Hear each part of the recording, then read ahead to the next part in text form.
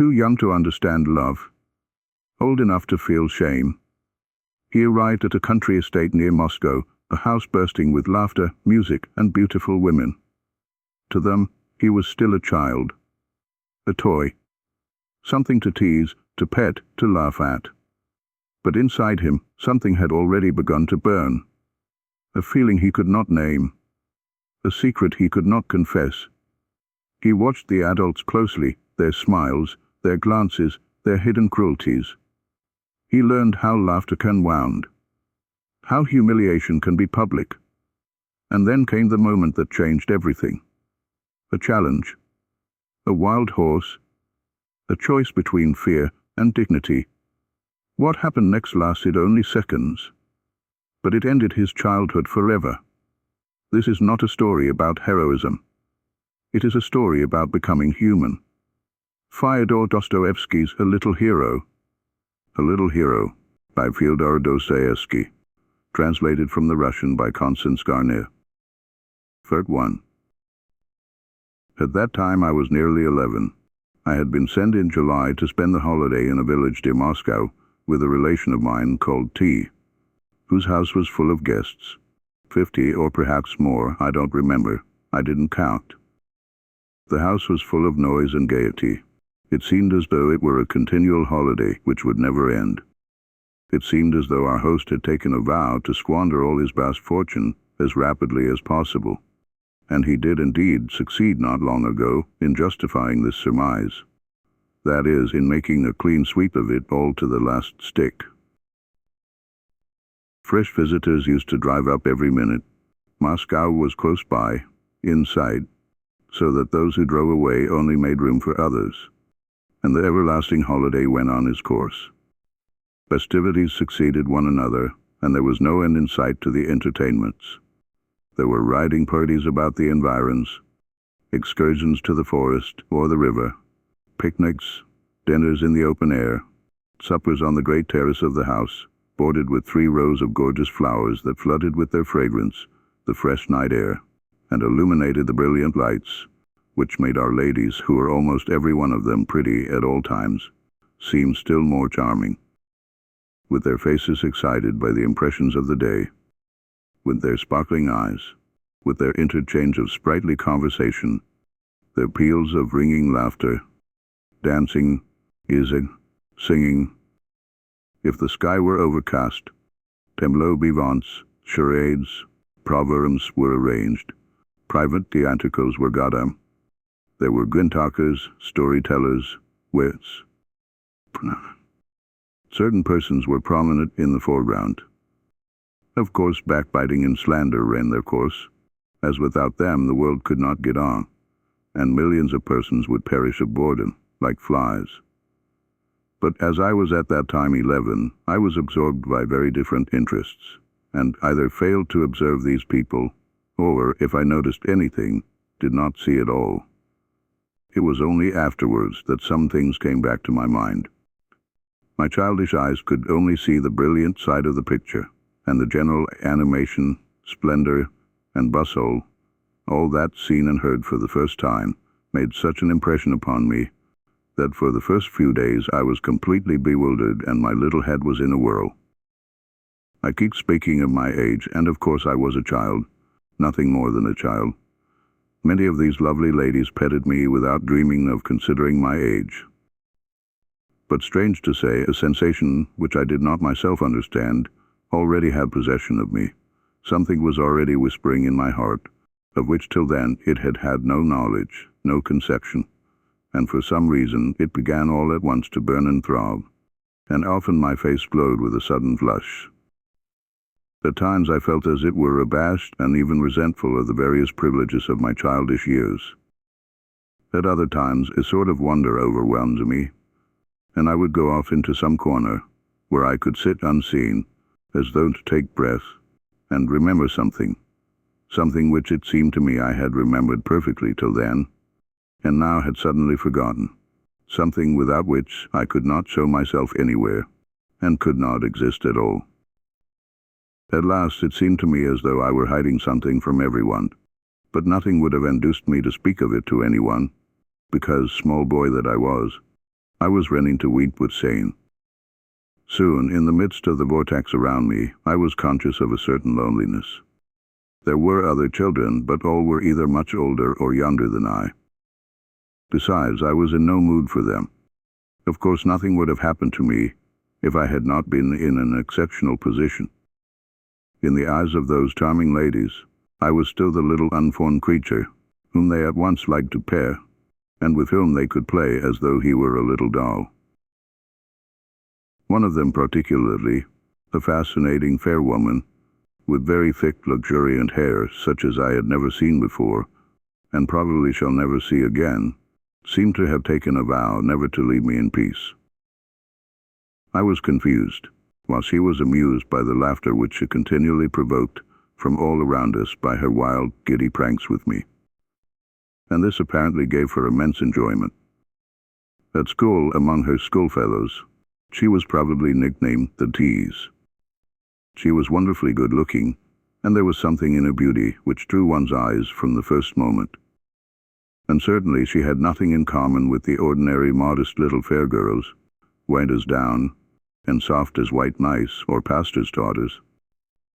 She was not very tall, and was rather plump, but had soft, delicate, exquisitely cut features. There was something quick as lightning in her face, and indeed she was like fire all over, light, swift, alive. Her big open eyes seemed to flash sparks. They glittered like diamonds, and I would never exchange such blue sparkling eyes for any black ones, were they blacker than any Andalusian orb. And indeed, my blonde was fully a match for the famous brunette whose praises were sung by a great and well-known poet, who, in a superb poem, vowed by old Castile that he was ready to break his bones to be permitted only to touch the mantle of his divinity with the tip of his finger. Add to that my charmer was the merriest in the world, the wildest giggler, playful as a child, although she had been married for the last 5 years. There was a continual laugh upon her lips, fresh as the morning rose that, with the first ray of sunshine, opens its fragrant crimson bud, with the cold dewdrops still hanging heavy upon it. I remember that the day after my arrival, private theatricals were being got up. The drawing room was, as they say, packed to overflowing. There was not a seat empty, and as I was somehow late, I had to enjoy the performance standing. But the amusing play attracted me to move forwarder and forwarder, and unconsciously I made my way to the first row, where I stood at last, leaning my elbows on the back of an armchair in which a lady was sitting. It was my blonde divinity, but we had not yet made acquaintance, and I gazed, as it happened, at her marvelous, fascinating shoulders, plump and white as milk, though it did not matter to me in the least whether I stared at a woman's exquisite shoulders or at the cap with flaming ribbons that covered the grey locks of a venerable lady in the front row. Near my blonde divinity sat a spinster lady not in her first youth, one of those who, as I chanced to observe later, always take refuge in the immediate neighborhood of young and pretty women, selecting such as are not fond of cold-shouldering young men. But that is not the point. Only this lady noted my fixed gaze, then down to her neighbor, and with a simper whispered something in her ear. The blonde lady turned at once, and I remember that her glowing eyes so flashed upon me in the half-dark that, not prepared to meet them, I started as though I were scalded. The beauty smiled. "Do you like what they are acting?" she asked, looking into my face with a shy and mocking expression. "Yes," I answered, still gazing at her with a sort of wonder that evidently pleased her. "But why are you standing? You'll get tired. Can't you find a seat?" "That's just it, I can't," I answered, more occupied with my grievance than with the beauty's sparkling eyes, and rejoicing in earnest at having found a kind heart to whom I could confide my troubles. "I have looked everywhere, but all the chairs are taken," I added, as though complaining to her that all the chairs were taken. "Come here," she said briskly, quick to act on every decision, and indeed on every mad idea that flashed on her giddy brain. "Come here and sit on my knee." "On your knee?" I repeated, taken aback. I have mentioned already that I had begun to resent the privileges of childhood, and to be ashamed of them in earnest. This lady, as though in derision, had gone ever so much further than the others. Moreover, I had always been a shy and bashful boy, and of late had begun to be particularly shy with women. "Why, yes, on my knee. Don't you want to sit on my knee?" she persisted, beginning to laugh more and more, so that at last she was simply giggling. Goodness knows at what. Perhaps at her freak, or perhaps at my contusion, but that was just what she wanted. I flushed, and in my confusion looked round, trying to find where to escape. But seeing my intention, she managed to catch hold of my hand to prevent me from going away, and pulling it towards her, suddenly, quite unexpectedly, to my intense astonishment, squeezed it in her mischievous warm fingers, and began to pinch my fingers till they hurt so much that I had to do my very utmost not to cry out, and in my effort to control myself, made the most absurd grimaces. I was besides moved to the greatest amazement, perplexity, and even horror at the discovery that there were ladies so absurd and spiteful as to talk nonsense to boys, and even pinch their fingers, for no earthly reason and before everybody. Probably my unhappy face reflected my bewilderment, for the mischievous creature laughed in my face as though she were crazy, and meantime she was pinching my fingers more and more vigorously. She was highly delighted in playing such a mischievous prank, and completely mystifying and embarrassing a poor boy. My position was desperate. In the first place, I was hot with shame, because almost everyone near had turned round to look at us, some in wonder, others with laughter, grasping at once that the beauty was up to some mischief. I dreadfully wanted to scream too, for she was wringing my fingers with positive fury, just because I didn't scream. While I, like a Spartan, made up my mind to endure the agony, afraid by crying out of causing a general fuss, which was more than I could face. In utter despair, I began at last struggling with her, trying with all my might to pull away my hand. But my persecutor was much stronger than I was. At last I could bear it no longer, and uttered a shriek. That was all she was waiting for. Instantly she let me go, and turned away as though nothing had happened, as though it was not she who had played the trick, but someone else, exactly like some schoolboy, who, as soon as the master's back is turned, plays some trick on someone near him, pinches some small weak boy, gives him a flip, a kick, or a nudge with his elbows, and instantly turns again, buries himself in his book, and begins repeating his lesson, and so makes a fool of the infuriated teacher, who flies down like a hawk at the noise. But luckily for me, the general attention was distracted at the moment by the masterly acting of our host, who was playing the chief part in the performance, some comedy of scribes. Everyone began to applaud. Under cover of the noise, I stole away and hurried to the furthest end of the room, from which, concealed behind a column, I looked with horror towards the place where the treacherous beauty was sitting. She was still laughing, holding her handkerchief to her lips, and for a long time she was continually turning round, looking for me in every direction, probably regretting that our silly tussle was so soon over, and hatching some other trick to play on me. That was the beginning of our acquaintance, and from that evening she would never let me alone. She persecuted me without consideration or conscience. She became my tyrant and tormentor.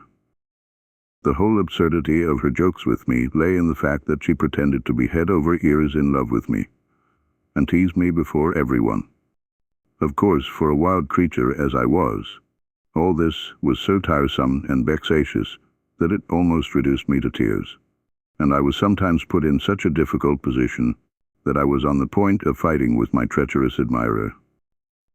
My naive confusion, my desperate distress, seemed to egg her on to persecute me more.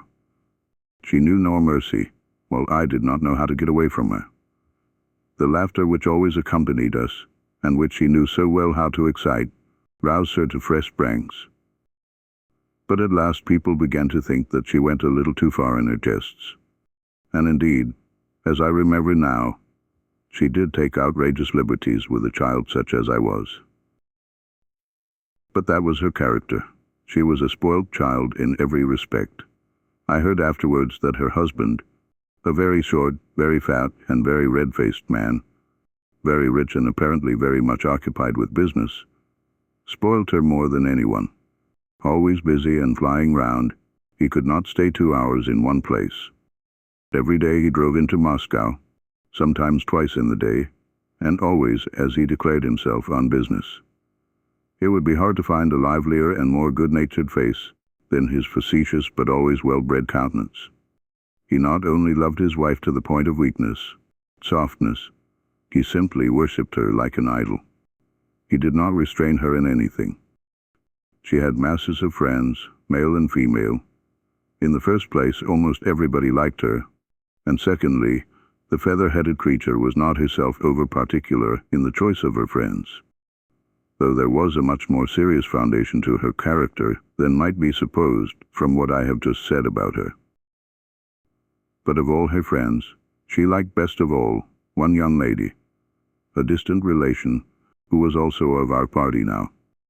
There existed between them a tender and subtle affection, one of those attachments which sometimes spring up at the meeting of two dispositions, often the very opposite of each other, of which one is deeper, purer, and more austere, while the other, with lofty humility and generous self-criticism, lovingly gives way to the other, conscious of the friend's superiority and cherishing the friendship as a happiness. Then begins that tender and noble subtlety in the relations of such characters, low and infinite indulgence on the one side, on the other, love and respect, a respect approaching awe, approaching anxiety as to the impression made on the friend so highly prized, and an eager, jealous desire to get closer and closer to that friend's heart in every step in life.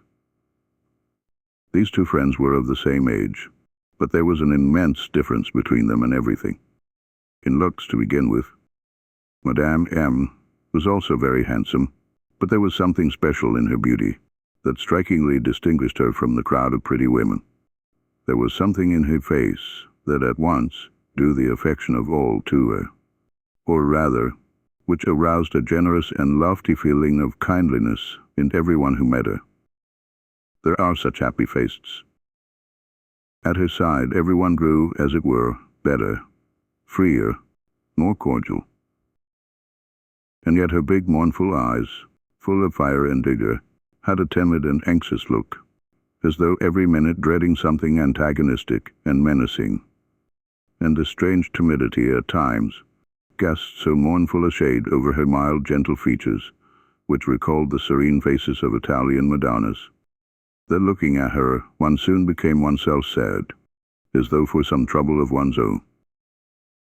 The pale, thin face in which, through the irreproachable beauty of the pure, regular lines and the mournful severity of some mute, hidden grief, there often flitted the clear looks of early childhood, telling of trustful years, and perhaps simple-hearted happiness in the recent past. The gentle but diffident, hesitating smile, all aroused such unaccountable sympathy for her that every heart was unconsciously stirred with a sweet and warm anxiety that powerfully interceded on her behalf, even at a distance, and made even strangers feel akin to her.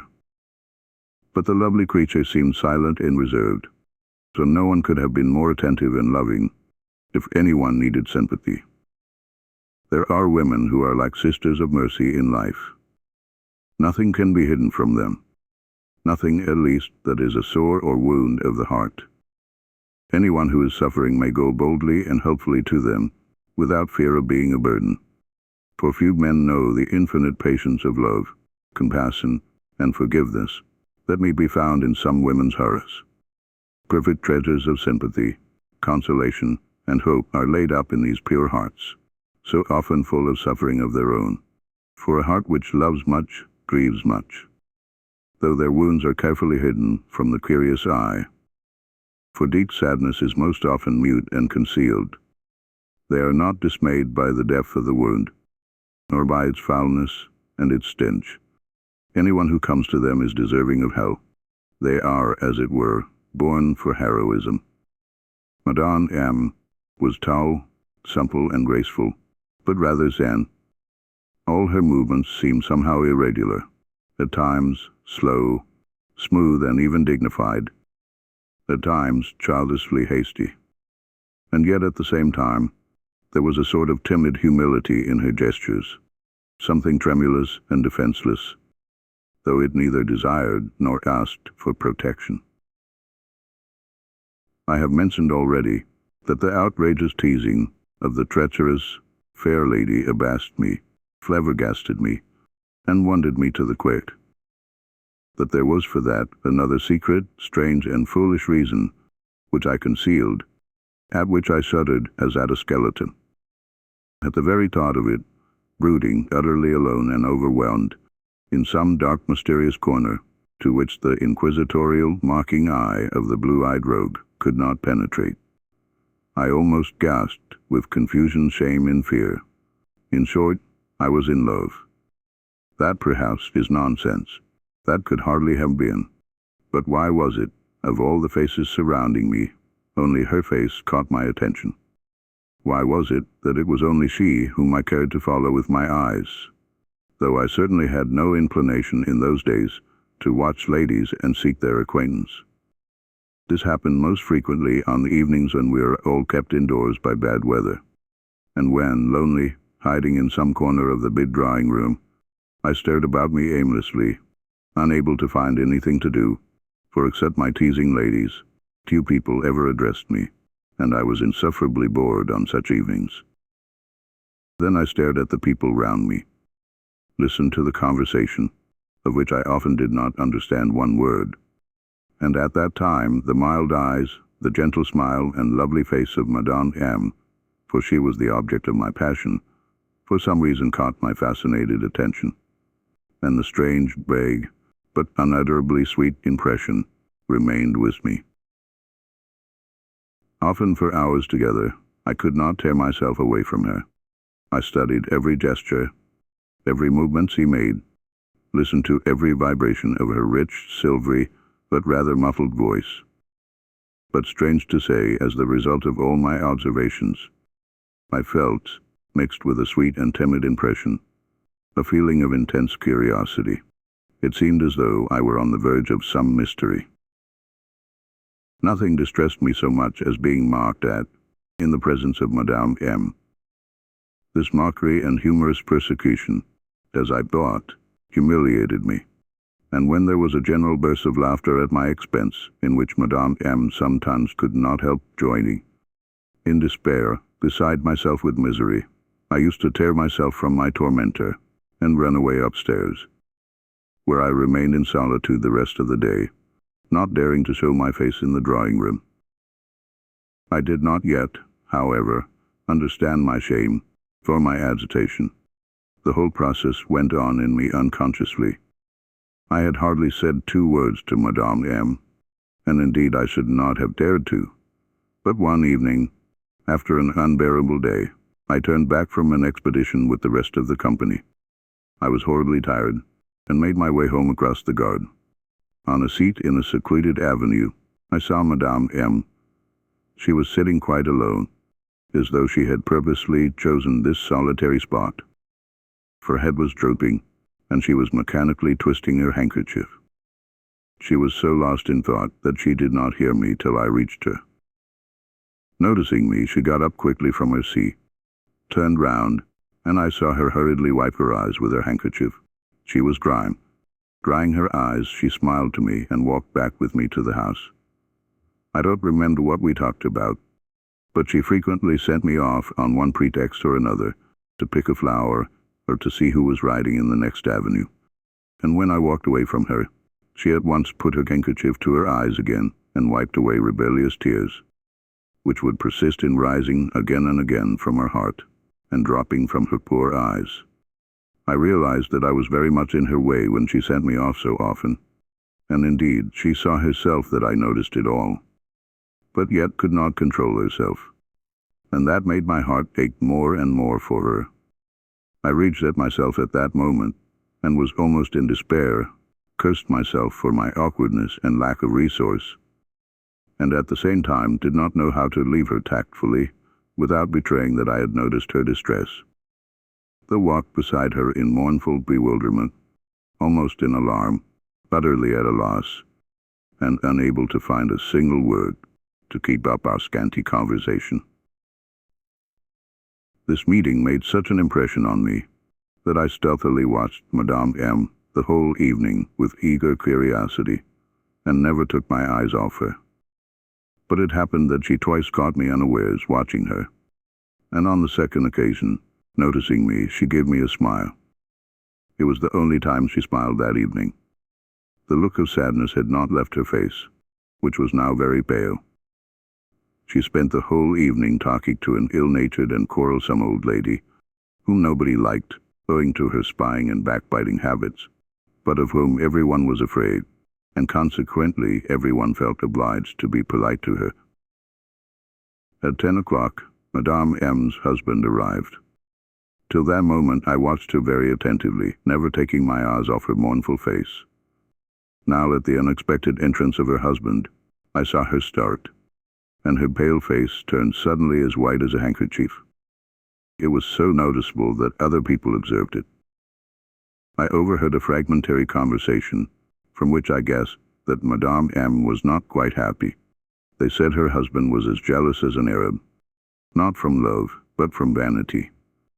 He was before all things a European, a modern man, who sampled the newest ideas and prided himself upon them. In appearance he was a tall, dark-haired, particularly thick-set man, with European whiskers, with a self-satisfied red face, with teeth white as sugar, and with an irreproachably gentlemanly deportment. He was called a clever man. Such is the name given in certain circles to a peculiar species of mankind, which grows fat at other people's expense, which does absolutely nothing, and has no desire to do anything, and whose heart has turned into a lump of fat from everlasting slothfulness and idleness. You continually hear from such men that there is nothing they can do, owing to certain very complicated and hostile circumstances which thwart their genius, and that it was sad to see the waste of their talents.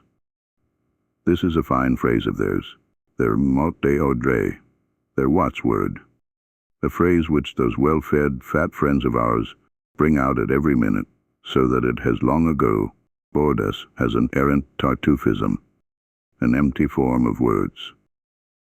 Some, however, of these amusing creatures, who cannot succeed in finding anything to do, though indeed they never seek it, try to make everyone believe that they have not a lump of fat for a heart, but on the contrary something very deep, though what precisely, the greatest surgeon would hardly venture to decide, from civility, of course. These gentlemen make their way in the world through the fact that all their instincts are bent in the direction of coarse sneering, short-sighted censure, and immense conceit. Since they have nothing else to do but note and emphasize the mistakes and weaknesses of others, and as they have precisely as much good feeling as an oyster, it is not difficult for them with such powers of self-preservation to get on with people fairly successfully. They pride themselves extremely upon that. They are, for instance, as good as persuaded that almost the whole world owes them something, that it is theirs, like an oyster, which they keep in reserve, that all are fools except themselves, that everyone is like an orange or a sponge, which they will squeeze as soon as they want to juice, that they are the masters everywhere, and that all this acceptable state of affairs is solely due to the fact that they are people of so much intellect and character. In their measureless conceit, they do not admit any defects in themselves. They are like that species of practical rogues, innate Tartuffes and Falstaffs, who are such thorough rogues that at last they have come to believe that that is as it should be, that is, that they should spend their lives in knavishness. They have so often assured everyone that they are honest men, that they have come to believe that they are honest men, and that their roguery is honesty. They are never capable of inner judgment before their conscience, of generous self-criticism. For some things they are too fat. their own priceless personality, their Baal and Moloch, their magnificent ego, is always in the foreground everywhere. All nature, the whole world for them, is no more than a splendid mirror, created for the little god to admire himself continually in it, and to see no one and nothing behind himself. So it is not strange that he sees everything in the world in such a hideous light. He has a phrase in readiness for everything, and, the acme of ingenuity on his part, the most fashionable phrase. It is just these people, indeed, who help to make the fashion, proclaiming at every crossroad an idea in which they scent success. The fine nose is just what they have for sniffing a fashionable phrase and making it their own before other people get hold of it, so that it seems to have originated with them. They have a particular store of phrases for proclaiming their profound sympathy for humanity, for defining what is the most correct and rational form of philanthropy, and continually attacking romanticism. In other words, everything fine and true, each atom of which is more precious than all their mollusk tribe. But they are too coarse to recognize the truth in an indirect, roundabout, and unfinished form, and they reject everything that is immature, still fermenting, and unstable. The well-nourished man has spent all his life in merrymaking, with everything provided, has done nothing himself, and does not know how hard every sort of work is, and so woe betide you if you jar upon his fat feelings by any sort of roughness. He'll never forgive you for that. He will always remember it, and will gladly avenge it. The long and short of it is that my hero is neither more nor less than a gigantic, incredibly swollen bag, full of sentences, fashionable phrases, and labels of all sorts and kinds. Monsieur M, however, had a specialty, and was a very remarkable man. He was a wit, good talker and storyteller, and there was always a circle round him in every drawing-room. That evening he was particularly successful in making an impression. He took possession of the conversation. He was in his best form, gay, pleased at something, and he compelled the attention of all. But Madame M looked all the time as though she were ill. Her face was so sad that I fancied every minute that tears would begin quivering on her long eyelashes. All this, as I have said, impressed me extremely and made me wonder. I went away with a feeling of strange curiosity, and dreamed all night of Monsieur M, though till then I had rarely had dreams. Next day, early in the morning, I was summoned to a rehearsal for some tableaux vivants in which I had to take part. The tableaux vivants, theatricals, and afterwards a dance were all fixed for the same evening, 5 days later, the birthday of our host's younger daughter. To this entertainment, which was almost improvised, another 100 guests were invited from Moscow and from surrounding villas, so that there was a great deal of fuss, bustle, and commotion. The rehearsal, or rather review of the costumes, was fixed so early in the morning because our manager, a well-known artist, a friend of our host's, who had consented through affection for him to undertake the arrangement of the tableau and the training of us for them, was in haste now to get to Moscow, to print his properties, and to make final preparations for the fair, as there was no time to lose. I took part in one tableau with Madame M. It was a scene from medieval life, and was called The Lady of the Castle and Her Page. I felt unutterably confused on meeting Madame M at the rehearsal. I kept feeling that she would at once read in my eyes all the reflections, the doubts, the surmises that had arisen in my mind since the previous day. I fancied, too, that I was, as it were, to blame in regard to her, for having come upon her tears the day before, and hindered her breathing, so that she could hardly help looking at me askance, as an unpleasant witness and unforgiven sharer of her secret. But thank goodness it went off without any great trouble. I was simply not noticed. I think she had no thoughts to spare for me, or for any rehearsal.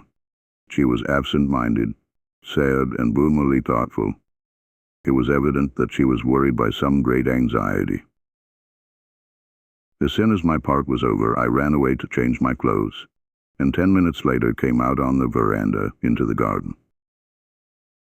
Almost at the same time, Madame M. came out by another door, and immediately afterwards, coming towards us, appeared her self-satisfied husband, who was returning from the garden after just escorting into it quite a crowd of ladies, and there handing them over to a competent cavaliere servant.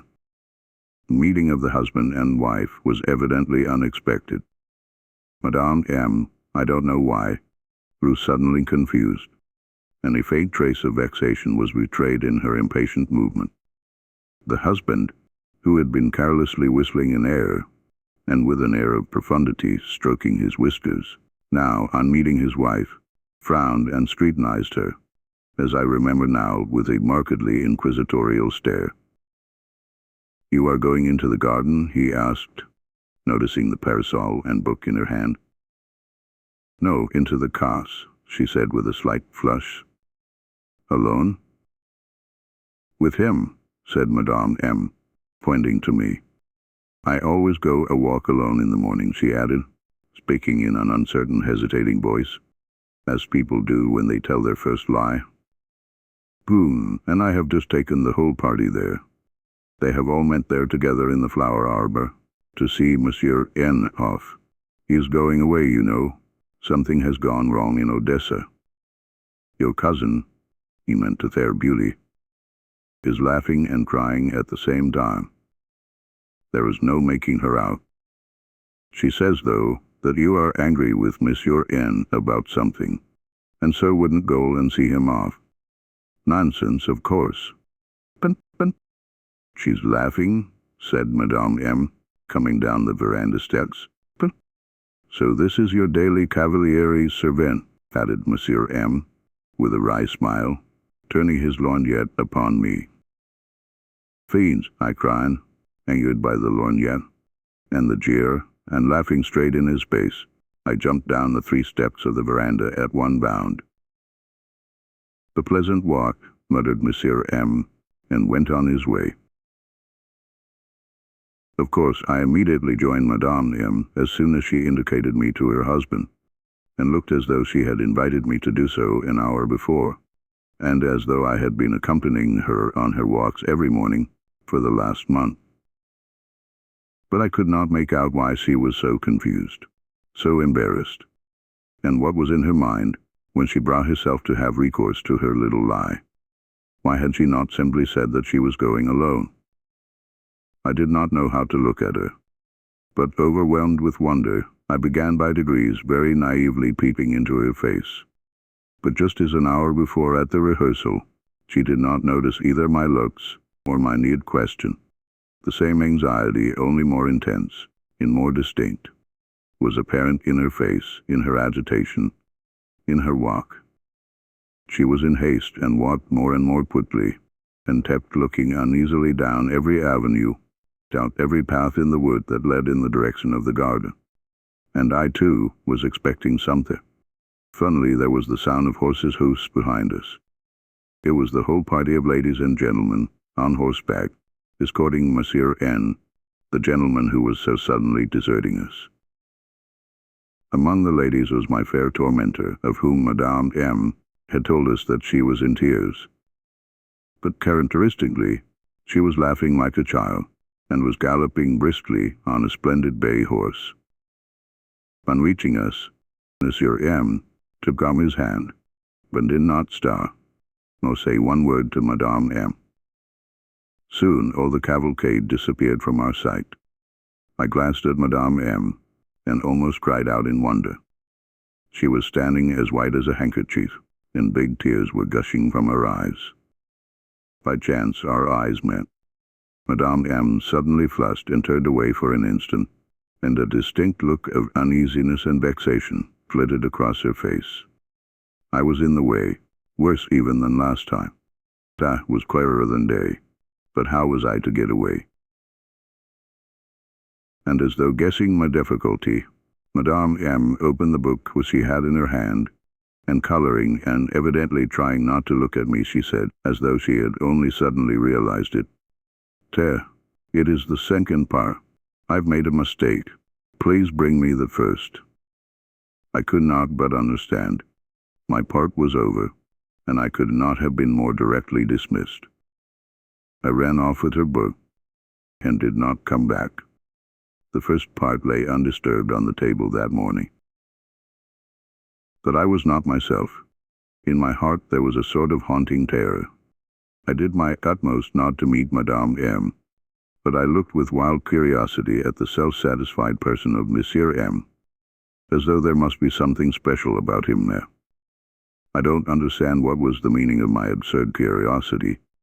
I only remember that I was strangely perplexed by all that I had chanced to see that morning. But today was only just beginning, and it was fruitful in events for me. Dinner was very early that day. An expedition to a neighboring hamlet to see a village festival that was taking place there had been fixed for the evening, and so it was necessary to be in time to get ready. I had been dreaming for the last 3 days of this excursion, anticipating all sorts of delights. Almost all the company gathered together on the veranda for coffee. I cautiously followed the others and concealed myself behind the third row of chairs. I was attracted by curiosity, and yet I was very anxious not to be seen by Madame M. But as luck would have it, I was not far from my fair tormentor. Something miraculous and incredible was happening to her that day. She looked twice as handsome. I don't know how and why this happens, but such miracles are by no means rare with women. There was with us at this moment a new guest, a tall, pale-faced young man, the official admirer of our fair beauty, who had just arrived from Moscow, as though on purpose, to replace Monsieur N., of whom rumor said that he was desperately in love with the same lady. As for the newly arrived guest, he had, for a long time past, been on the same terms as Benedict with Beatrice, in Shakespeare's Much Ado About Nothing. In short, the fair beauty was in her very best form that day. Her chatter and her jests were so full of grace, so trustfully naive, so innocently careless. She was persuaded of the general enthusiasm, with such graceful self-confidence, that she really was all the time the center of peculiar adoration. A throng of surprised and admiring listeners was continually round her, and she had never been so fascinating. Every word she uttered was marvelous and seductive, was caught up and handed round in the circle, and not one word, one jest, one sally was lost. I fancy no one had expected from her such taste, such brilliance, such wit. Her best qualities were, as a rule, buried under the most harum-scarum willfulness, the most schoolboyish pranks, almost verging on buffoonery. They were rarely noticed, and when they were hardly believed in, so that now her extraordinary brilliancy was accompanied by an eager whisper of amazement among all. There was, however, one peculiar and rather delicate circumstance, judging at least by the part in it played by Madame M.'s husband, which contributed to her success. The madcap ventured, and I must add to the satisfaction of almost everyone, or at any rate to the satisfaction of all the young people, to make a furious attack upon, owing to many causes, probably of great consequence in her eyes. She carried on with him a regular crossfire of witticisms, of mocking and sarcastic sallies, of that most elusive and treacherous kind that, smoothly wrapped up on the surface, get the mark without giving the victim anything to lay hold of, and exhaust him in fruitless efforts to repel the attack, reducing him to fury and comic despair. I don't know for certain, but I fancy the whole proceeding was not improvised but premeditated. This desperate duel had begun earlier at dinner. I call it desperate because Monsieur M. was not quick to surrender. He had to call upon all his presence of mind, all his sharp wit and rare resourcefulness, not to be completely covered with ignominy. The conflict was accompanied by the continual and irrepressible laughter of all who witnessed and took part in it. That day was, for him, very different from the day before. It was noticeable that Madame M.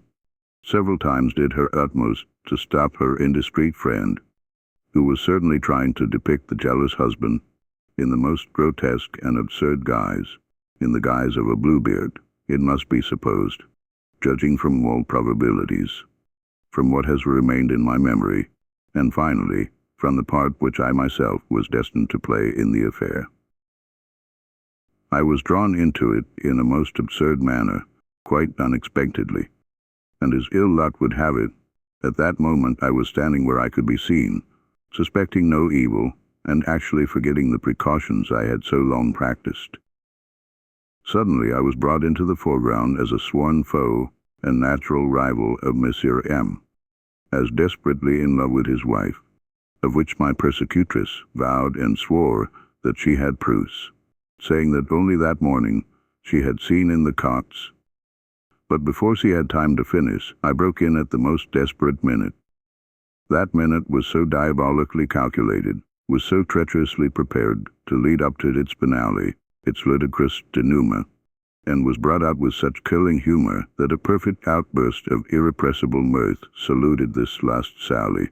And though even at the time I guessed that mine was not the most unpleasant part in the performance, yet I was so confused, so irritated, and alarmed that, full of misery and despair, gasping with shame and tears, I dashed through 2 rows of chairs, stepped forward, and addressing my tormentor, cried in a voice broken with tears and indignation, "Are you ashamed, aloud, before all the ladies, to tell such a wicked lie? Like a small child, before all these men? What will they say, a big girl like you, and married?" But I could not go on. There was a deafening roar of applause. My outburst created a perfect furor. My naive gesture, my tears, and especially the fact that I seemed to be defending Monsieur M., all this provoked such fiendish laughter that even now I cannot help laughing at the mere recollection of it. I was overcome with confusion, senseless with horror, and burning with shame. Hiding my face in my hands, rushed away, knocked a tray out of the hands of a footman who was coming in at the door, and flew upstairs to my own room. I pulled out the key, which was on the outside of the door, and locked myself in. I did well, for there was a hue and cry after me. Before a minute had passed, my door was besieged by a mob of the prettiest ladies. I heard their ringing laughter, their incessant chatter, their trilling voices. They were all twittering at once, like swallows. All of them, every one of them, begged and besought me to open the door, if only for a moment, swore that no harm should come to me, only that they wanted to smother me with kisses. But what could be more horrible than this novel threat? I simply burned with shame the other side of the door, hiding my face in the pillows, and did not open, did not even respond. The ladies kept up their knocking for a long time, but I was deaf and obdurate, as only a boy of 11 could be. But what could I do now? Everything was laid bare. Everything had been exposed. Everything I had so jealously guarded and concealed. Everlasting disgrace and shame had fallen on me. But it is true that I could not myself have said why I was frightened, and what I wanted to hide. Yet I was frightened of something, and had trembled like a leaf at the thought of that something's being discovered. Only till that minute I had not known what it was, whether it was good or bad, splendid or shameful, praiseworthy or reprehensible. Now in my distress, in the misery that had been forced upon me, I learned that it was absurd and shameful. Instinctively, I felt at the same time that this verdict was false, inhuman, and coarse. But I was crushed, annihilated. Consciousness seemed checked in me and thrown into confusion. I could not stand up against that verdict, nor criticize it properly. I was befogged.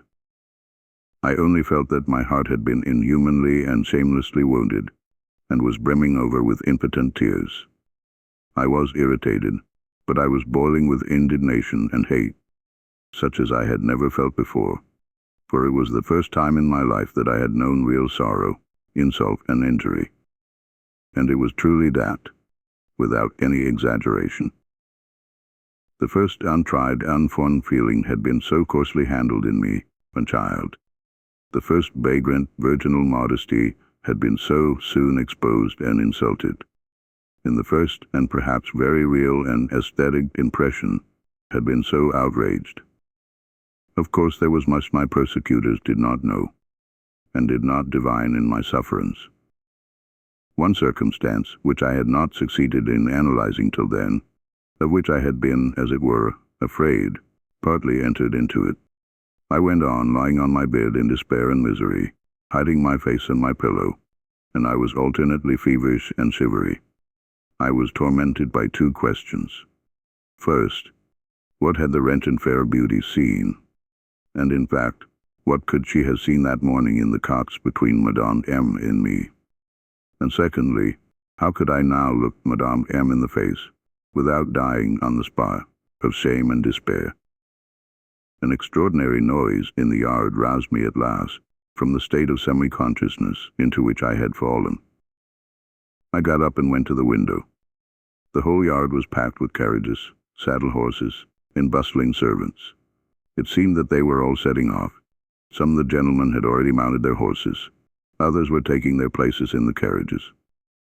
Then I remembered the expedition to the village fete, and little by little, an uneasiness came over me. I began anxiously looking for my pony in the yard, but there was no pony there, so they must have forgotten me. I could not restrain myself, and rushed headlong downstairs, thinking no more of unpleasant meetings or my recent ignominy. Terrible news awaited me. There was neither a horse nor seat in any of the carriages to spare for me. Everything had been arranged, all the seats were taken, and I was forced to give place to others.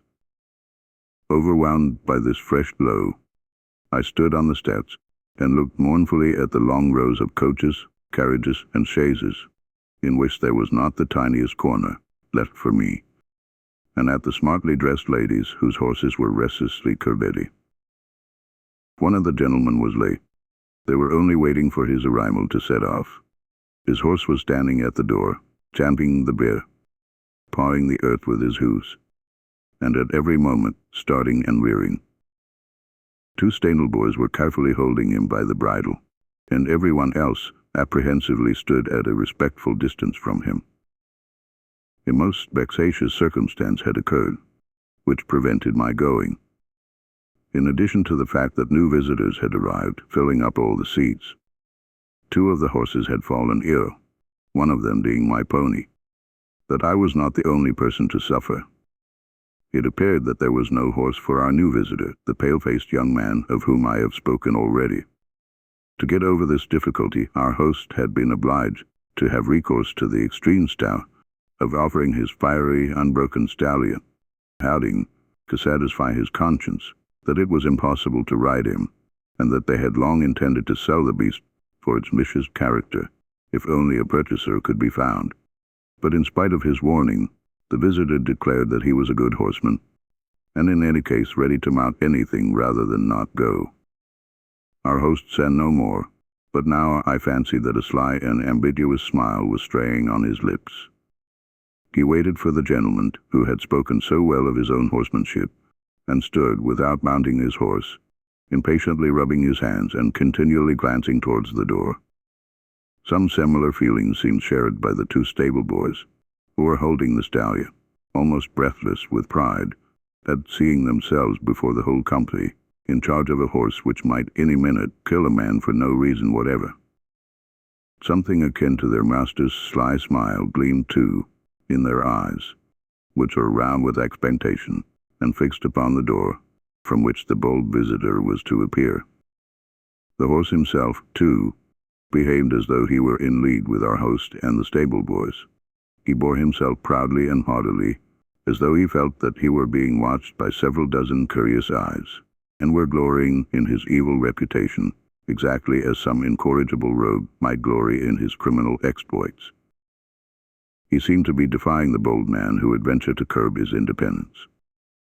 That bold man did at last make his appearance. Conscience-stricken at having kept everyone waiting, hurriedly drawing on his gloves, he came forward without looking at anything, ran down the steps, and only raised his eyes as he stretched out his hand to seize the mane of the waiting horse. But he was at once disconcerted by his frantic rearing and a warning scream from the frightened spectators. The young man stepped back and looked in perplexity at the vicious horse, which was quivering all over, snorting with anger, and rolling his bloodshot eyes ferociously, continually rearing on his hind legs and flinging up his forelegs, as though he meant to bolt into the air and carry the two stable boys with him. For a minute, the young man stood completely nonplussed. Then, blushing slightly with some embarrassment, he raised his eyes and looked at the frightened ladies. "A very fine horse," he said, as though to himself, "and to my thinking, it ought to be a great pleasure to ride him, but do you know, I think I won't go," he concluded, turning to our host, with a broad, good-natured smile, which so suited his kind and clever face. "Yet I consider you are an excellent horseman, I assure you," answered the owner of the unapproachable horse, delighted. And he warmly and even gratefully pressed the young man's hand, "just because from the first moment you saw the sort of brute you had to deal with," he added with dignity. "Wouldn't you believe me, though I have served 23 years in the Hussars, yet I've had the pleasure of being laid on the ground 3 times, thanks to that beast? That is, as often as I mounted the useless animal.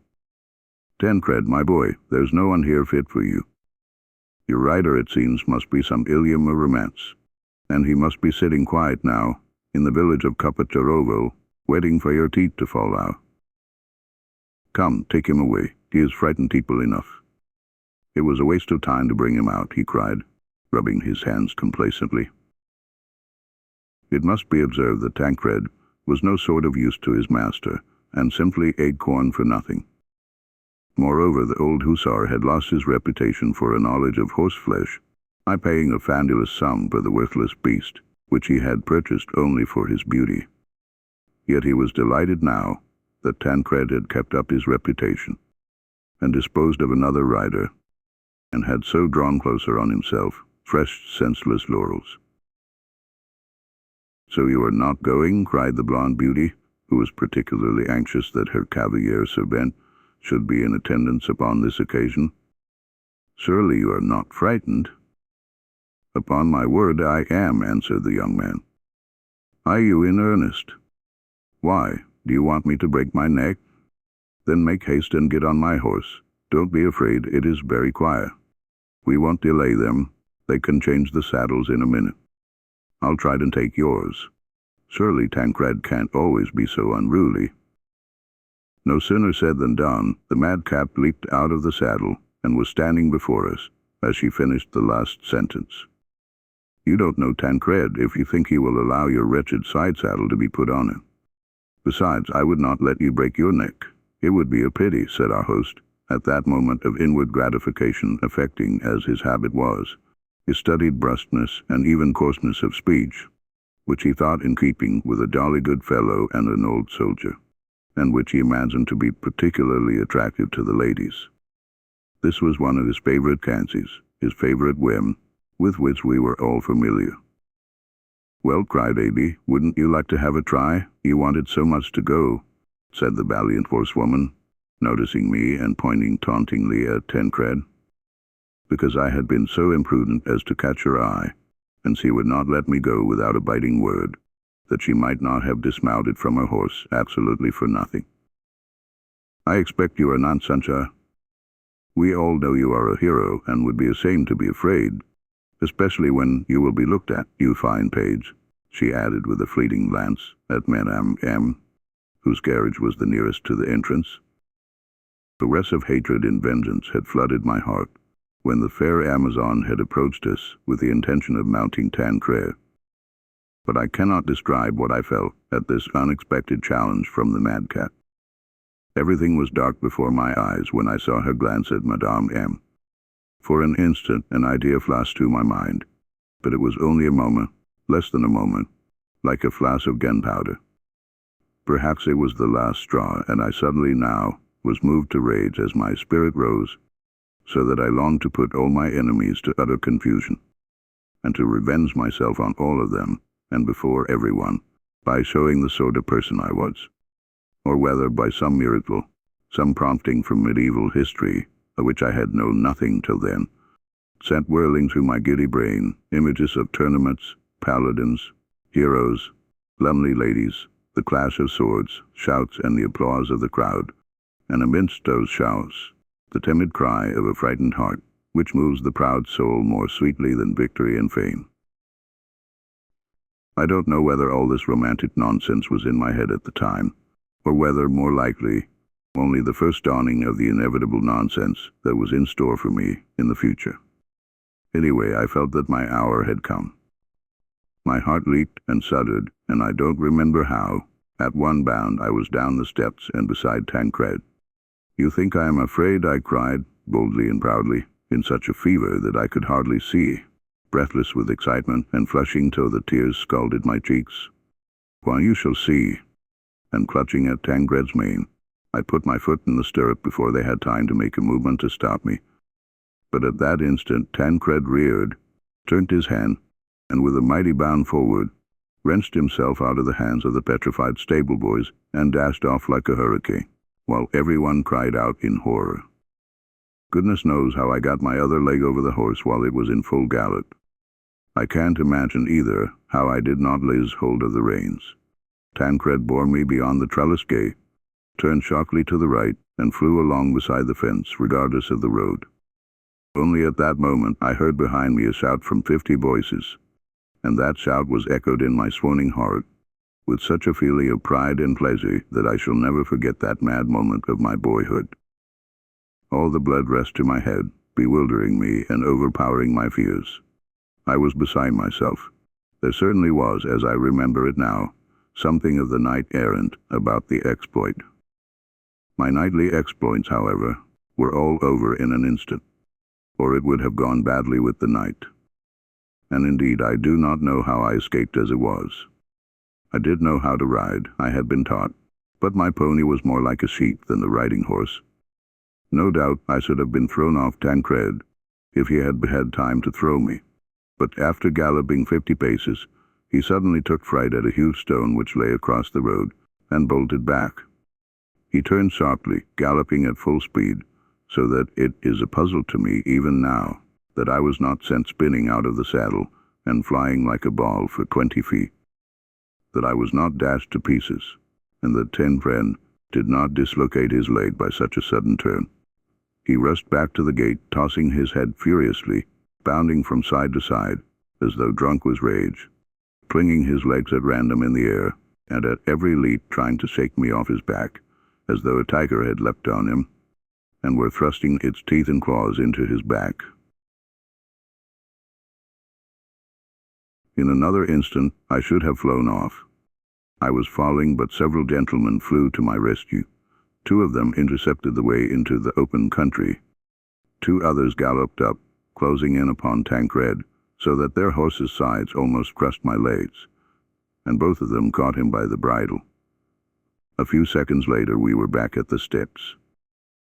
They lifted me down from the horse, pale and scarcely breathing. I was shaking like a blade of grass in the wind. It was the same with Tancred, who was standing, his hooves as it were thrust into the earth and his whole body thrown back, puffing his fiery breath from red and streaming nostrils, twitching and quivering all over, seeming overwhelmed with wounded pride and anger at a child's being so bold with impunity. All around me I heard cries of bewilderment, surprise, and alarm. At that moment my straying eyes caught those of Madame M., who looked pale and agitated, and I can never forget that moment.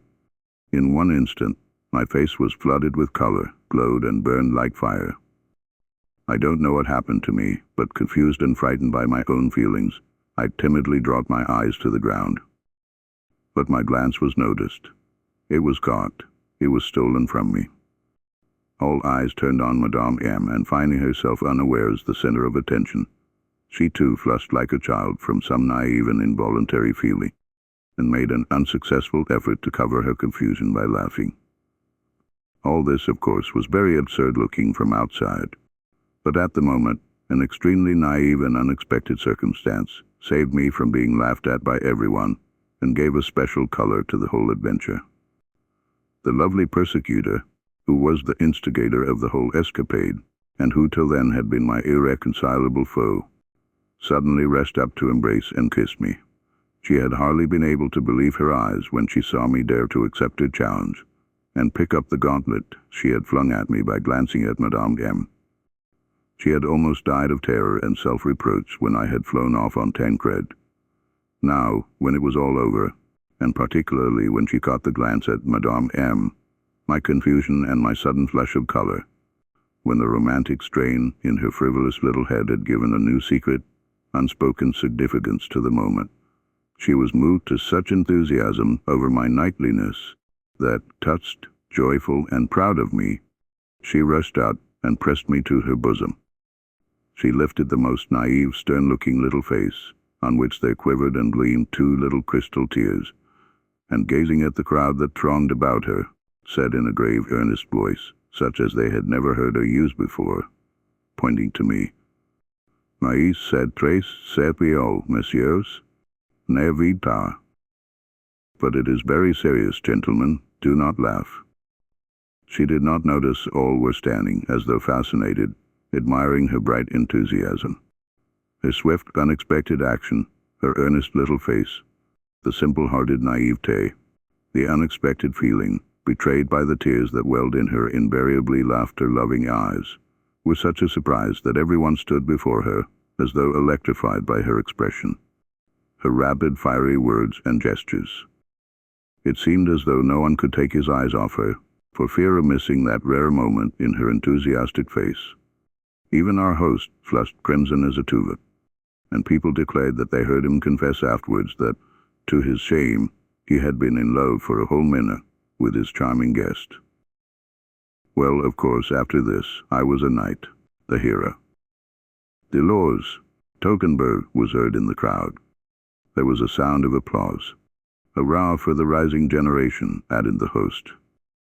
"But he is coming with us. He certainly must come with us," said the beauty. "We will find him a place. We must find him a place. He shall sit beside me, on my knee." "But no, that's a mistake," she corrected herself, laughing, unable to restrain her mirth at our first encounter. But as she laughed, she struck my hand tenderly, doing all she could to soften me, that I might not be offended. Of course," several voices chimed in. "He must go. He has won his place." The matter was settled in a trice. The same old maid who had brought about my acquaintance with the blonde beauty was at once besieged with entreaties from all the under people to remain at home and let me have her seat. She was forced to consent, to her intense vexation, with a smile and a stealthy hiss of anger.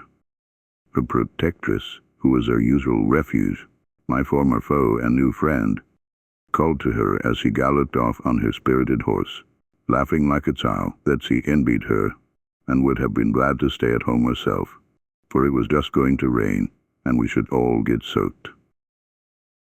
And she was right in predicting rain. A regular downpour came on within an hour, and the expedition was done for. We had to take shelter for some hours in the huts of the village, and had to return home between 9 and 10 in the evening, in the damp mist that followed the rain, and began to be a little feverish. At the minute when I was starting, Madame M. came up to me and expressed surprise that my neck was uncovered, and that I had nothing on over my jacket. I answered that I had not had time to get my coat. She took out a pen and pinned up the turned-down collar of my shirt, took off her own neck a crimson gauze kerchief, and put it round my neck, that I might not get a sore throat. She did this so hurriedly that I had not time even to thank her. But when we got home, I found her in the little drawing-room with the blonde beauty and the pale-faced young man who had gained glory for horsemanship that day by refusing to ride a Tancred. I went up to thank her and give her back the scarf. But now, after all my adventures, I felt somehow ashamed. I wanted to make haste and get upstairs, there at my leisure to reflect and consider. I was brimming over with impressions. As I gave back the kerchief, I blushed up to my ears as usual. "I bet he would like to keep the kerchief," said the young man, laughing. "One can see that he is sorry to part with your scarf." That's it," the fair lady put in. What a boy. Oh, she said, shaking her head with obvious vexation. But she stopped in time at a grave glance from Madame M., who did not want to carry the jest too far. I made haste to get away. Well, you are a boy, said the madcap, overtaking me in the next room, and affectionately taking me by both hands. Why, you should have simply not returned the kerchief if you wanted so much to have it. You should have said you put it down somewhere, and that would have been the end of it. What a simpleton. Couldn't even do that. What a funny boy. And she tapped me on the chin with her finger, laughing at my having flushed as red as a poppy. I am your friend now, you know. Am I not? Our enmity is over, isn't it? Yes or no? I laughed and pressed her fingers without a word. Oh, why are you so pale and shivering? Have you caught a chill? Yes, I don't feel well. Ah, poor fellow. That's the result of overexcitement. Do you know what? You had better go to bed without setting up for supper, and you will be all right in the morning. Come along. She took me upstairs, and there was no end to the care she lavished on me. Leaving me to undress, she ran downstairs, got me some tea, and brought it up herself when I was in bed. She brought me up a warm quilt as well. I was much impressed and touched by all the care and attention lavished on me. Or perhaps I was affected by the whole day, the expedition, and feverishness. As I said good night to her, I hugged her warmly, as though she were my dearest and nearest friend. And in my exhausted state, all the emotions of the day came back to me in a rush. I almost shed tears as I nestled to her bosom. She noticed my overwrought condition, and I believe my madcap herself was a little touched. You are a very good boy, she said, looking at me with gentle eyes. Please don't be angry with me. You will you? In fact, we became the warmest and truest of friends. It was rather early when I woke up, but the sun was already flooding the whole room with brilliant light. I jumped out of bed feeling perfectly well and strong, as though I had had no fever the day before. Indeed, I felt now unutterably joyful. I recalled the previous day, and felt that I would have given any happiness if I could at that minute have embraced my new friend, the fair-haired beauty, again as I had the night before. But it was very early, and everyone was still asleep. Hurriedly dressing, I went out into the garden, and from there into the cots. I made my way where the leaves were thickest, where the fragrance of the trees was more resinous, and where the sun peeped in most gaily, rejoicing that it could penetrate the dense darkness of the foliage. It was a lovely morning. Going on further and further, before I was aware of it, I had reached the further end of the copse, and had come out on the river Moskva. It flowed at the bottom of the hill 200 paces below. On the opposite bank of the river they were mowing. I watched whole rows of sharp sides gleam altogether in the sunlight at every swing of the mower, and then vanish again like little fiery snakes going into hiding. I watched the cut grass flying on one side in dense rich swaths, and being laid in long straight lines. I don't know how long I spent in contemplation. At last I was roused from my reverie by hearing a horse snorting, and impatiently pawing the ground 20 paces from me, in the track which ran from the high road to the manor house. I don't know whether I heard this horse as soon as the rider rode up and stopped there, or whether the sound had long been in my ears without rousing me from my dreaming. Moved by curiosity, I went into the copse, and before I had gone many steps, I caught the sound of voices speaking rapidly, though in subdued tones. I went up closer, carefully parting the branches of the bushes to enter the path, and at once sprang back in amazement. I caught a glimpse of a familiar white dress, and a soft feminine voice resounded like music in my heart. It was Madame M. She was standing beside a man on horseback who, stooping down from the saddle, was hurriedly talking to her, and to my amazement, I recognized him as Monsieur N., the young man who had gone away the morning before, and over whose departure Monsieur M. had been so busy. But people had said at the time that he was going far away to somewhere in the south of Russia, and so I was very much surprised at seeing him with us again so early. and alone with Madame M. She was moved and agitated as I had never seen her before, and tears were glistening on her cheeks. The young man was holding her hand and stooping down to kiss it. I had come upon them at the moment of parting. They seemed to be in haste. At last he took out of his pocket a sealed envelope, gave it to Madame M., put one arm round her, still not dismounting, and gave her a long, fervent kiss. A minute later, he lashed his horse and flew past me like an arrow. Madame M. looked after him for some moments, then pensively and disconsolately turned homewards. But after going a few steps along the track, she seemed suddenly to recollect herself, hurriedly parted the bushes, and walked on through the copse. I followed her, surprised and perplexed by all that I had seen. My heart was beating violently, as though from terror. I was, as it were, benumbed and befogged. My ideas were shattered and turned upside down, but I remember I was, for some reason, very sad. I got glimpses from time to time through the green foliage of her white dress before me. I followed her mechanically, never losing sight of her, though I trembled at the thought that she might notice me. At last she came out on the little path that led to the house. After waiting half a minute, I too emerged from the bushes. But what was my amazement when I saw lying on the red sand of the path a sealed packet, which I recognized from the first glance as the one that had been given to Madame M. 10 minutes before.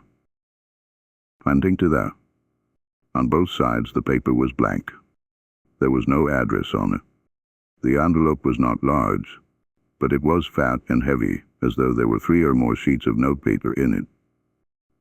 What was the meaning of this envelope? No doubt it would explain the whole mystery. Perhaps in it there was said all that Monsieur N. had scarcely hoped to express in their brief hurried interview. He had not even dismounted.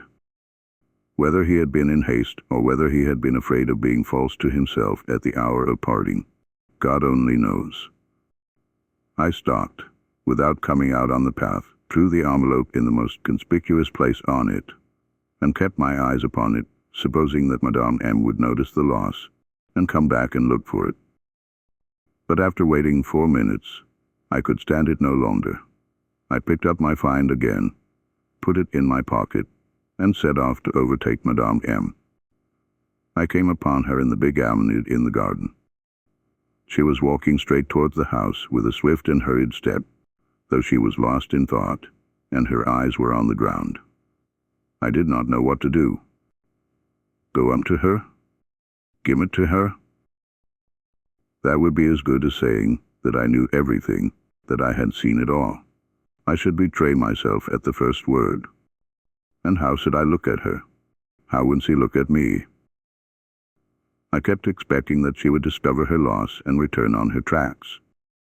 Then I could, unnoticed, have flung the envelope into the path, and she would have found it. But no, we were approaching the house. She had already been noticed. As ill luck would have it, everyone had got up very early that day, because after the unsuccessful expedition of the evening before, they had arranged something new, of which I had heard nothing. All were preparing to set off, and were having breakfast in the veranda. I waited for 10 minutes, that I might not be seen with Madame M., and making a circuit of the garden, approached the house from the other side a long time after her. She was walking up and down the veranda with her arms folded, looking pale and agitated, and was obviously trying her utmost to suppress the agonizing, despairing misery which could be plainly discerned in her eyes, her walk, for every movement. Sometimes she went down the veranda steps and walked a few paces among the flower beds in the direction of the garden. Her eyes were impatiently, greedily, even incautiously, seeking something on the sand of the path and on the floor of the veranda. There could be no doubt she had discovered her loss, and imagined she had dropped the letter somewhere here, near the house. Yes, that must be so, she was convinced of it. Someone noticed that she was pale and agitated, and others made the same remark. She was besieged with questions about her health and condolences. She had to laugh, to jest, to appear lively. From time to time she looked at her husband, who was standing at the end of the terrace, talking to two ladies, and the poor woman was overcome by the same shudder, the same embarrassment, as on the day of his first arrival. Thrusting my hand into my pocket, and holding the letter tight in her, I stood at a little distance from them all, praying to fate that Madame M. should notice me. I longed to cheer her up, to relieve her anxiety, if only by a glance, to say a word to her on the sly. But when she didn't chance to look at me, I dropped my eyes. I saw her distress, and I was not mistaken. To this day I don't know her secret. I know nothing but what I saw, and what I have just described. The intrigue was not such, perhaps, as one might suppose at the first glance.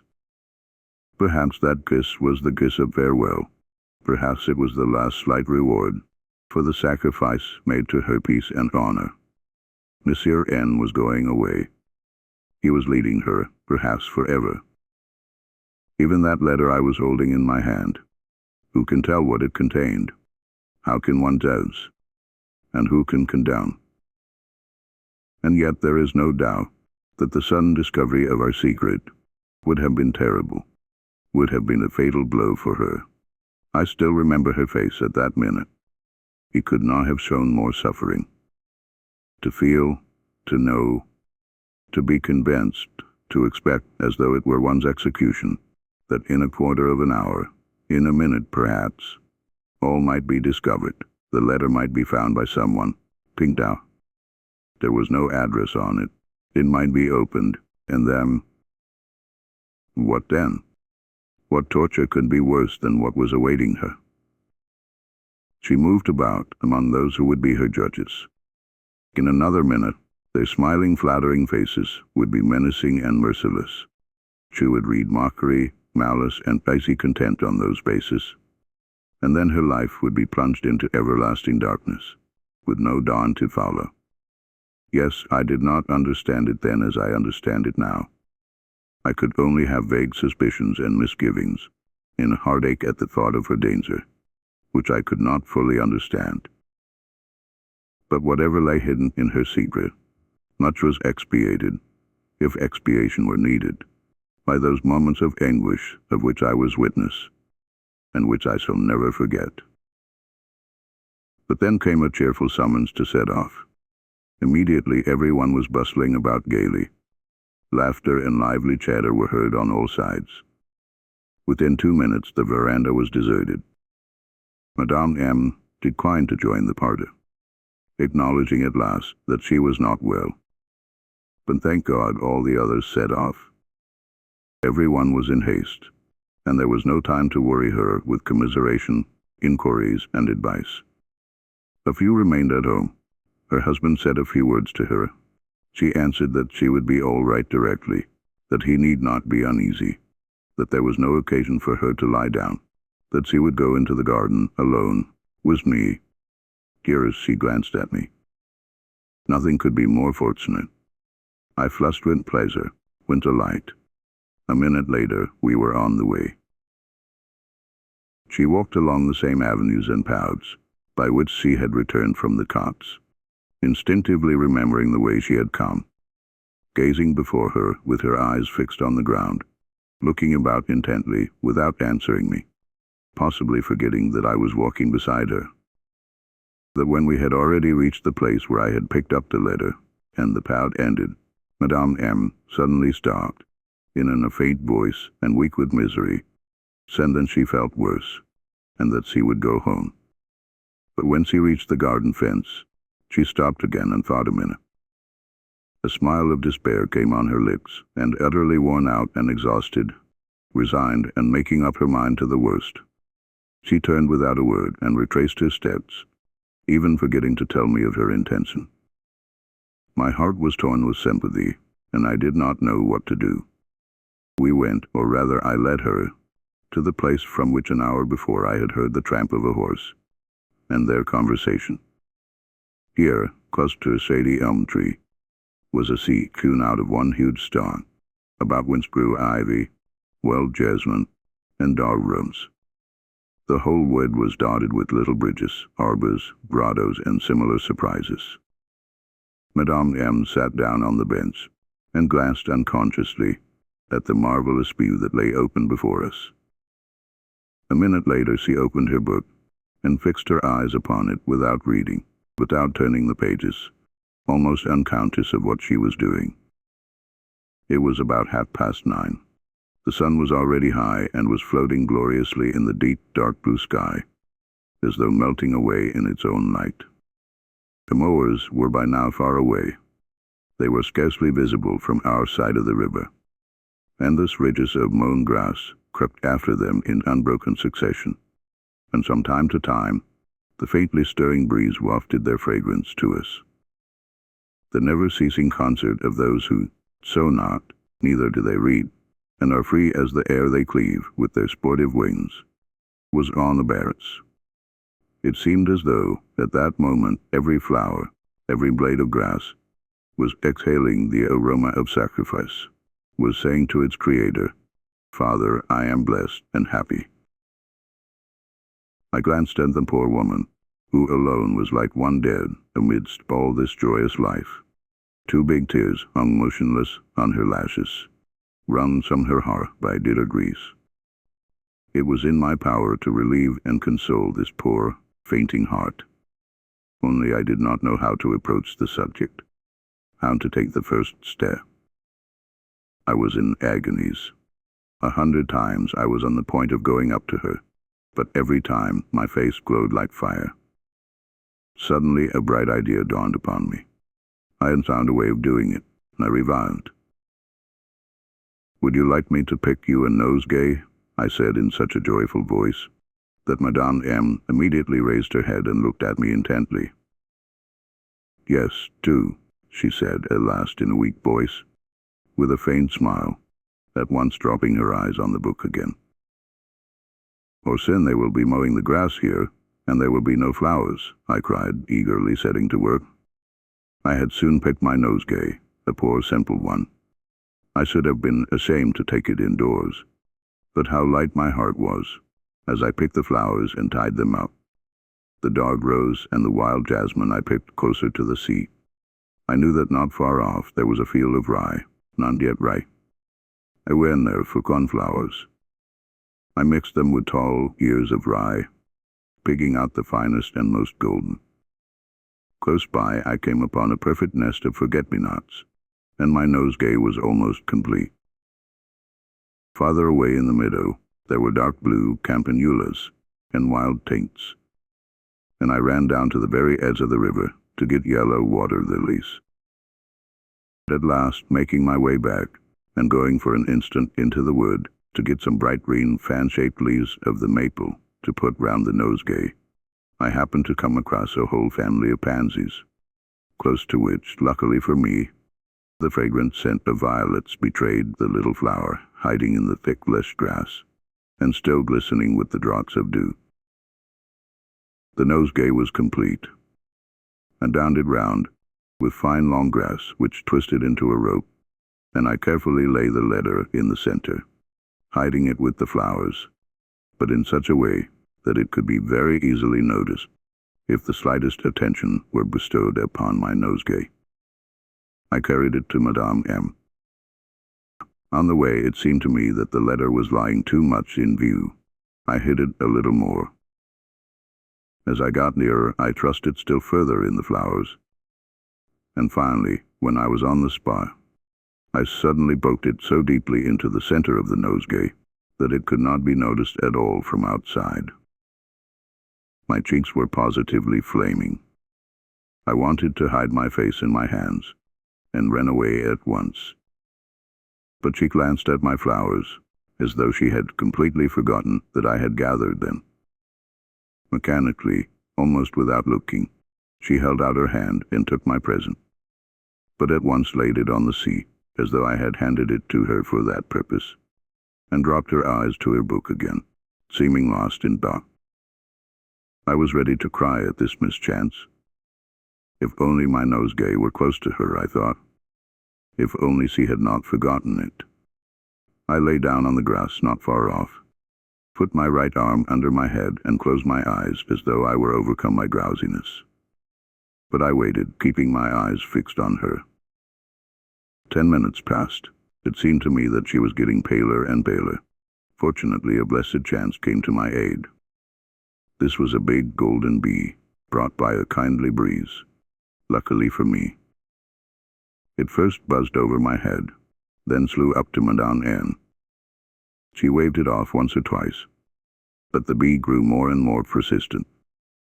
At last Madame M. snatched up my nosegay and waved it before my face. At that instant, the letter dropped out from among the flowers and fell straight upon the open book. I started. For some time Madame M., mute with amazement, staring first at the letter and then at the flowers which she was holding in her hands, and she seemed unable to believe her eyes. All at once she flushed, started, and glanced at me. But I caught her movement, and I shut my eyes tight, pretending to be asleep. Nothing would have induced me to look her straight in the face at that moment. My heart was throbbing and leaping like a bird in the grasp of some village boy. I don't remember how long I lay with my eyes shut. 2 or 3 minutes. At last I ventured to open them. Madame M. was greedily reading the letter, and from her glowing cheeks, her sparkling tearful eyes, her bright face, every feature of which was quivering with joyful emotion, I guessed that there was happiness in the letter, and all her misery was dispersed like smoke. An agonizing, sweet feeling gnawed at my heart. It was hard for me to go on pretending. I shall never forget that minute. Suddenly, a long way off, we heard voices. Madame M. Narrowly, narrowly. Madame M. did not answer, but she got up quickly from the seat, came up to me and bent over me. I felt that she was looking straight into my face. My eyelashes quivered, but I controlled myself and did not open my eyes. I tried to breathe more evenly and quietly, but my heart smothered me with its violent throbbing. Her burning breath scorched my cheeks. She bent close down to my face as though trying to make sure. At last the kiss and tears fell on my hand, the one which was lying on my breast. "Natalie, Natalie, where are you?" we heard again, this time quite close. "Coming," said Madame M. in her mellow, silvery voice, which was so choked and quivering with tears, and so subdued, that no one but I could hear that. "Coming." But at that instant my heart at last betrayed me, and seemed to send all my blood rushing to my face. At that instant a swift, burning kiss scalded my lips. I uttered a faint cry.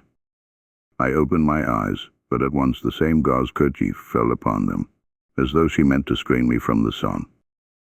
An instant later she was gone. I heard nothing but the sound of rapidly retreating steps. I was alone. I pulled off her kerchief and kissed it, beside myself with rapture. For some moments I was almost frantic. Hardly able to breathe, leaning on my elbow on the grass, I stared unconsciously before me at the surrounding slopes, streaked with cornfields, at the river that flowed twisting and winding far away, as far as the eye could see, between fresh hills and villages that gleamed like dots, all over the sunlit distance, at the dark blue, hardly visible forests, which seemed as though smoking at the edge of the burning sky, and a sweet stillness, inspired by the triumphant peacefulness of the picture, gradually brought calm to my troubled heart. I felt more at ease and breathed more freely, but my whole soul was full of a dumb, sweet yearning, as though a veil had been drawn from my eyes, as though at a foretaste of something. My frightened heart, faintly quivering with expectation, was groping timidly and joyfully towards some conjecture. And all at once my bosom heaved, began aching as though something had pierced it, and tears, sweet tears, gushed from my eyes. I hid my face in my hands, and quivering like a blade of grass, gave myself up to the first consciousness in revelation of my heart, the first vague glimpse of my nature.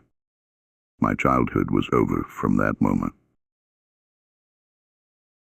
When 2 hours later I returned home, I did not find Madame M. Through some sudden chance, she had gone back to Moscow with her husband. I never saw her again. End of A Little Hero by Fyodor Dostoevsky.